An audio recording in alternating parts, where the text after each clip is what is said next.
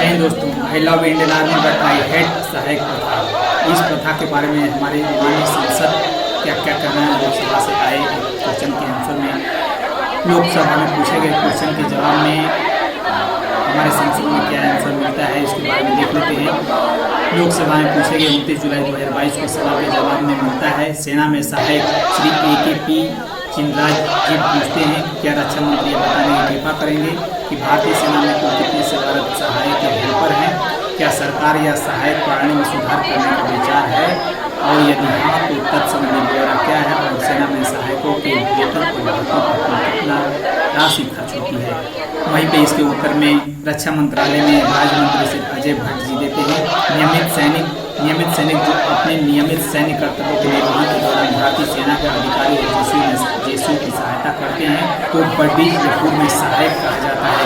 In unit और मुख्यालयों के अधिकृत युद्ध स्थापना स्केल में एकत्रित किया जाता है और भारतीय सेना में बड्डी के स्पष्ट रूप से परिभाषित सैन्य कर्तव्य है और ये यूनिट के संगठनात्मक ढांचे का अभिन्न अंग होते हैं और युद्ध एवं शांति काल के दौरान इनकी विशेष जिम्मेदारी होती है।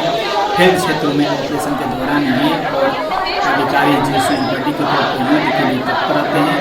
एक बड्डी दूसरे बड्डी की गतिविधियों पर नजर रखता है और ऑपरेशन के दौरान उनकी पूर्ण रूप से सहायता करता है, चाहे वो मानसिक या शारीरिक या नैतिक किसी भी प्रकार की सहायता हो। दूसरे क्वेश्चन के जवाब में कहते हैं कि ये सहायक प्रथा बंद होगी या नहीं। यहाँ आंसर में रहता है कि चीज नहीं, आने वाले समय में चलता रहेगा और बंद नहीं होगी। तीसरे क्वेश्चन के आंसर में जवाब में देते हैं कि जैसा कि बड़ी सैनिक होते हैं, सेना का हिस्सा होते हैं और इस ऑपरेशन कार्यों का भी निष्पादन करते हैं। इस प्रकार सरकारी राजकोष पर कोई नहीं पड़ता है।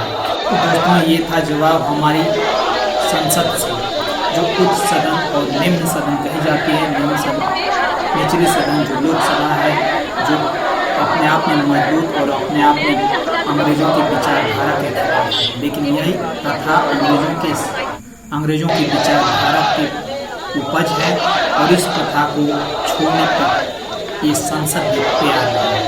ताजुब की बात तो ये है कि ये प्रथा सिर्फ आर्मी के अंदर है, जबकि इंडियन एयरफोर्स और इंडियन नेवी के अंदर ये प्रथा इस प्रकार की कोई प्रथा नहीं है। इस प्रकार कितने जवान हत्या कर लेते हैं, कितनों का मर्डर हो जाता है और यहाँ तक कि सरकार ने इसके ऊपर इस लड्डू को छोड़ने के लिए राजी नहीं है। आपका क्या कहना है, आप कमेंट बॉक्स में जरूर लिखें।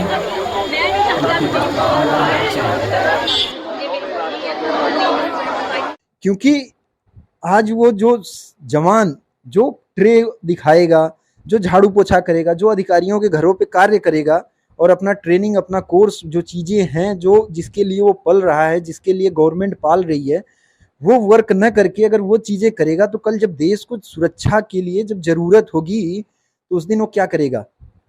उस दिन जब उससे हथियार वहां पे जब उसे चलाना होगा, जब देश के साथ लोहा लेना होगा, तो उस दिन वो क्या कहेगा? जैसे आज तो कह देता है, अधिकारियों से खुल के कह देता है, सर हम तो यही किए हैं, हमसे एक्सरसाइज में कार्य नहीं होगा, मैं तो नहीं जा पाऊंगा। तो ये तो एक्सेप्ट कर लेते हैं।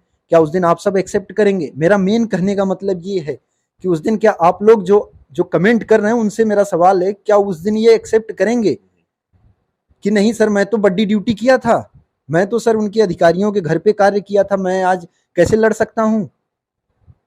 तो वो जो आज 40-50% को गुलाम बना के अपने रोजमर्रा के कार्यों में वो जवानों को अधिकारी रख रहे हैं, वो सबसे बहुत विषय, एक चिंता का विषय है, जिसके लिए मैं कह रहा हूं, मैं भारतीय सेना को बदनाम नहीं, मैं भारतीय सेना को और पटल पर ले जाना चाह रहा हूं। मैं त्याग पत्र दिया हूं तो इस वजह से दिया हूं, मैं देश की सेवा करने से पीछे नहीं हट रहा हूं।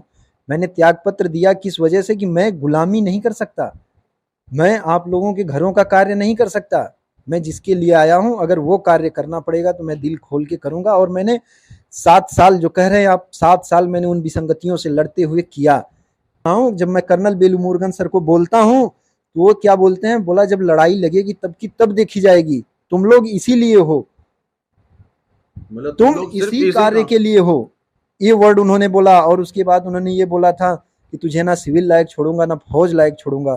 कर्नल, मैं एक बात रोकूं, अभी आपने मुझे बताया कि उन्होंने, जब आपने कंप्लेंट करी तो उन्होंने साफ आपको कहा कि जो जवान है वो इसलिए होता है जी जी बिल्कुल, उन्होंने ये कहा, बोला कौन सा टीटीसी, कौन सा मैकेनिक, तुम्हें जो कराया जा रहा है तुम वही करो, तुम वो बंद रखो, तुम इसीलिए हो, लड़ाई लड़ने के लिए नहीं हो, जब लड़ाई लगेगी तब की तब देखी जाएगी।